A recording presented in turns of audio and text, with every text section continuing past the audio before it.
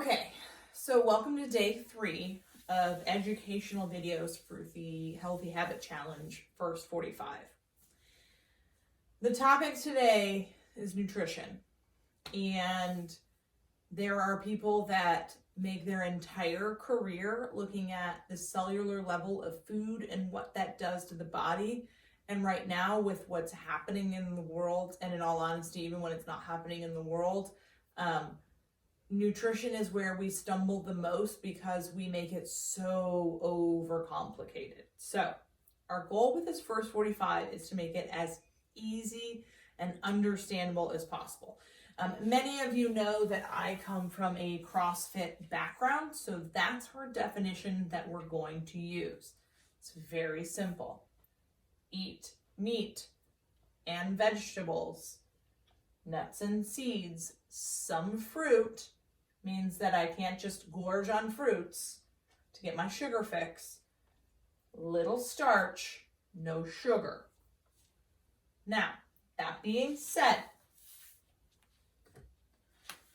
if you are like me, I can adhere to this, and then I'm a very angry person. So you'll often hear this 80-20 rule thrown around, meaning if 80% I follow this and 20% I eat my peanut butter and drink my wine, close enough, right? We ultimately have to think about why we're paying attention to our nutrition. For most of us, it's energy level, mental focus, wanting to fit back into some arbitrary number that we had before previously in our lives. Not to say that that's wrong, but for the most part, we also want to be human and have friends. So for me, I can stick to this 100%, but I'm not going to have many friends because I'm not going to be very nice. So 80-20. The easiest template that you can think about nutrition and sticking to these rules is going to be Whole30. There's a ton of information. We're actually going to link to a Pinterest board that's Whole30. We're also going to be working on sending out maybe not 100% Whole30 nutrition ideas, but some very simple things that you can do at home with very little ingredients. Another simple way of looking at nutrition and what we're intaking is splitting up our plate. So imagine that this is your plate. We're going to have this giant section be your vegetables. This smallest section is going to be fats and then some protein, right? That's kind of how the Whole30 breaks up their plate. If you are not necessarily, you don't want to go all the way Whole30, we can add another section in here that's like a grain or a starch. But again, we're looking to keep that to little. So up to you. I wouldn't necessarily every meal make sure you have a grain or a starch, but every once in a while is not bad, right? Living in the 80-20, if for breakfast and lunch I didn't have a grain or a starch, I just really filled up on vegetables. I'm not even against going a little more on protein, but at dinner I just really like my rice or my potato as a staple. I say go for it.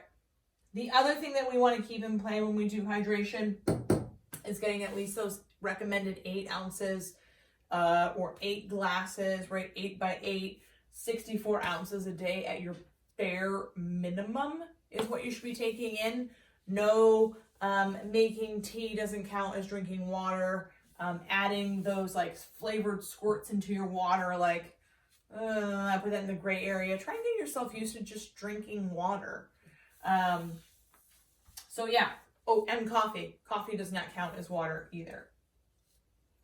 Our main goal when we're talking about our nutrition is to just try and start really focusing on eating whole, real foods. So really think about staying away from processed foods, cookies, and those kinds of things.